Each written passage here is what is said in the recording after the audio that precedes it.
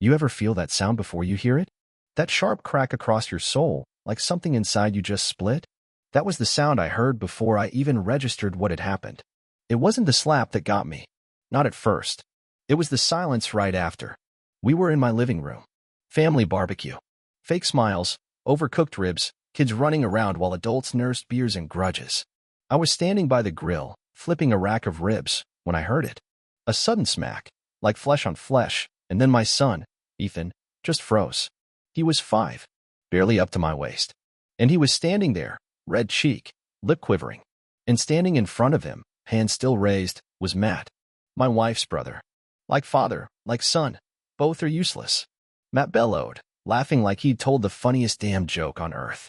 I didn't move. Not yet. I was still processing. I looked around. My wife, Chelsea, sipped her sangria without blinking. Her mother leaned back in her chair, smirking behind her sunglasses. And her father, Rick, chuckled under his breath and added, well, he needed to learn some shame.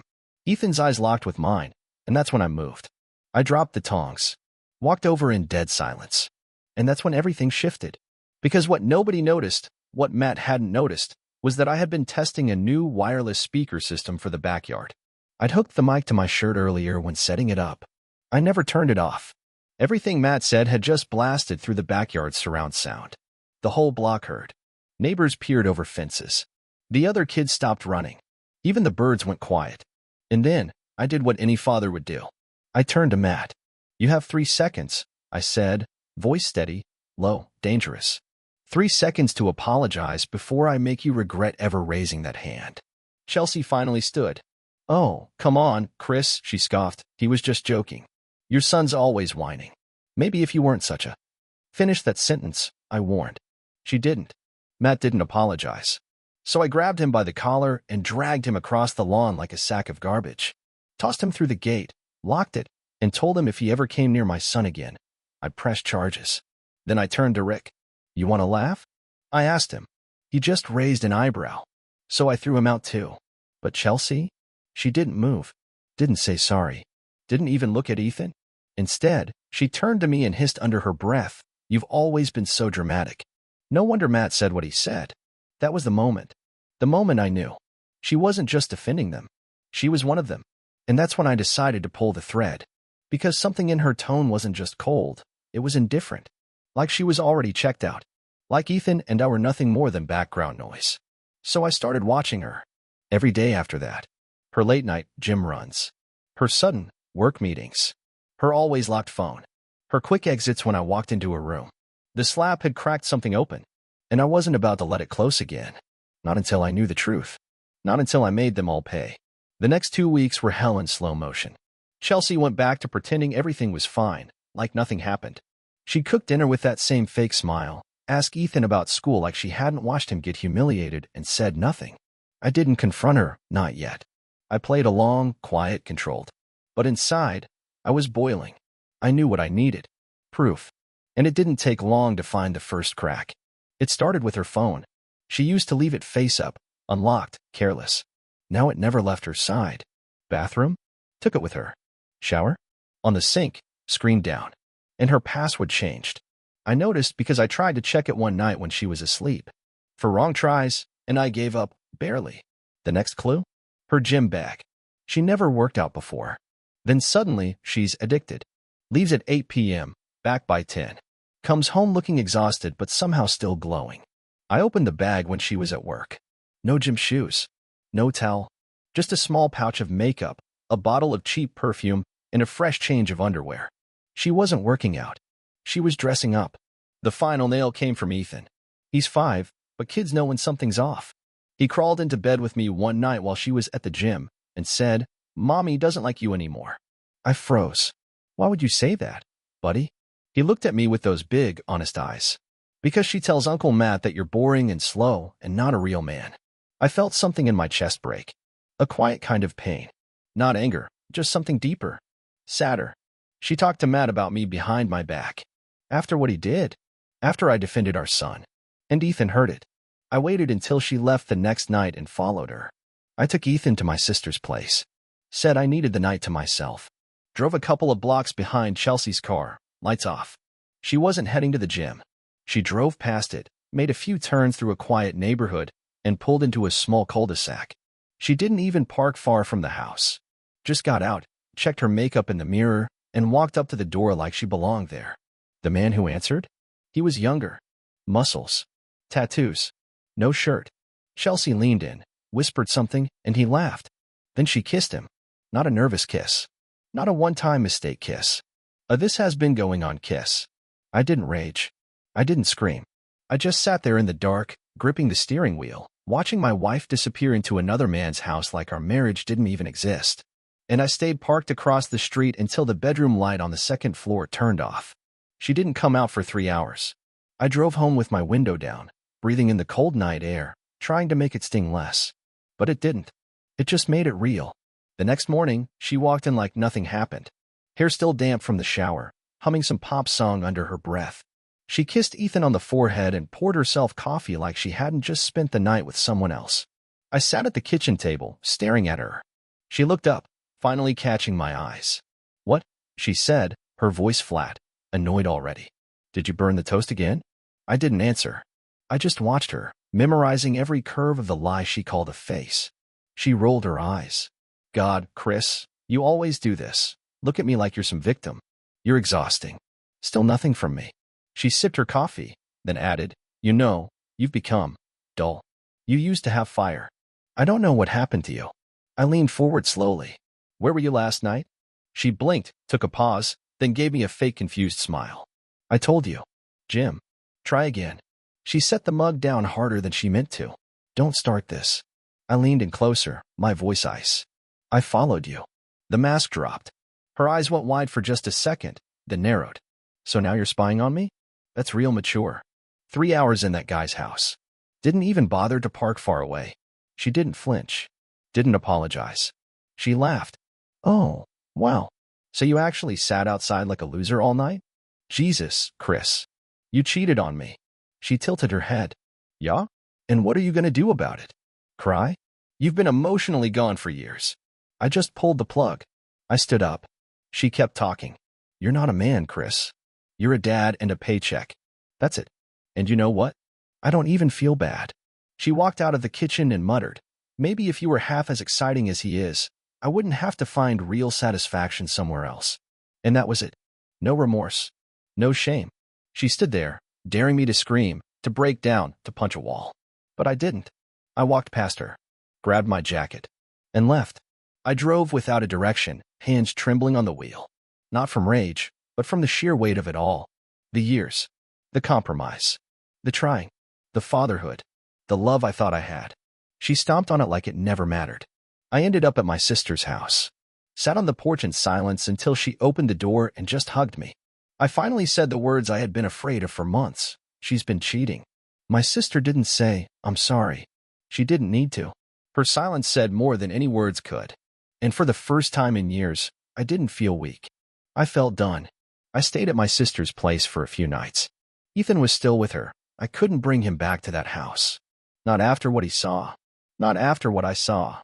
Chelsea sent a few texts, nothing heartfelt, just cold, transactional updates. "He has school tomorrow. Are you bringing him back? You left your laptop charger. We need to talk about bills." Not once did she ask how Ethan was doing. Not once did she say his name. That silence spoke louder than all her lies combined. But the real blow came from Ethan himself. One night, I was tucking him in on the pull-out couch, and he whispered, "I don't want to go back to Mommy's house." I blinked. "Why not, buddy?" She lets the loud man come over. He yells. He smells like smoke. I don't like him. My blood ran cold. The guy she was sneaking around with, she was letting him near my son. While I was gone, she brought him into our home. That was the final line crossed. I didn't say anything to Ethan. Just kissed his forehead and stayed up all night writing down everything. A timeline. Screenshots of her texts. Photos from the night I followed her. Recordings from the smart camera in the living room. Turns out she forgot it was linked to my email. She walked in with him twice, both times dragging Ethan along like luggage. The next morning, I made the call. My lawyer picked up on the second ring. I laid it all out. He didn't even pause. We filed for full custody. No negotiations. I filed that afternoon. Chelsea didn't even bother pretending to be shocked. She came storming into my sister's driveway that evening, red-faced and furious. You're seriously pulling this, she spat, arms flailing. You're gonna take my son from me because I moved on? Moved on. I stepped between her and the front door. You humiliated him. You let your brother slap him, then laughed it off. You didn't defend him. You didn't comfort him. Then you let some tattooed prick scream around him like this was a frat house. He's fine, she snapped. You're just jealous. You've always been threatened by any man who didn't wear khakis and beg for approval. This isn't about me.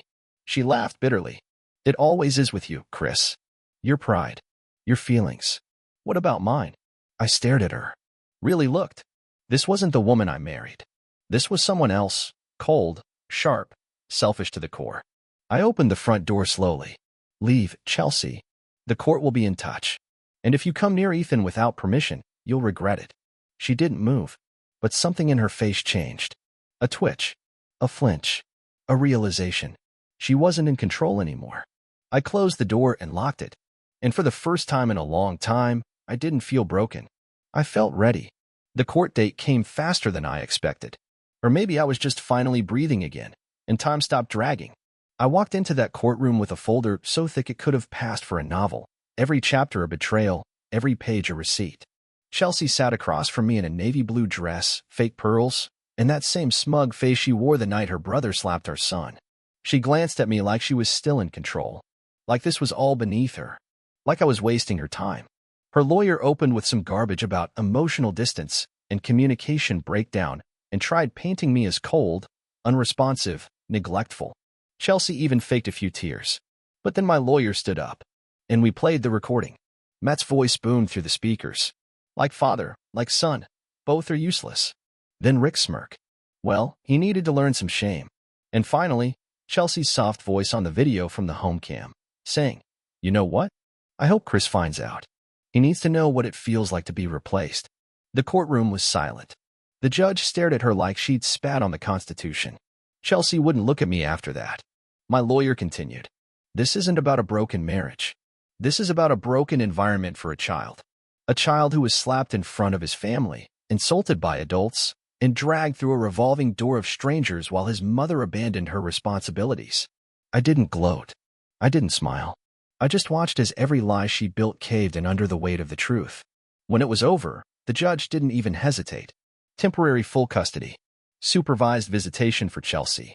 Reevaluation in 6 months. She stood up, stormed out, heels stabbing the floor like a warning.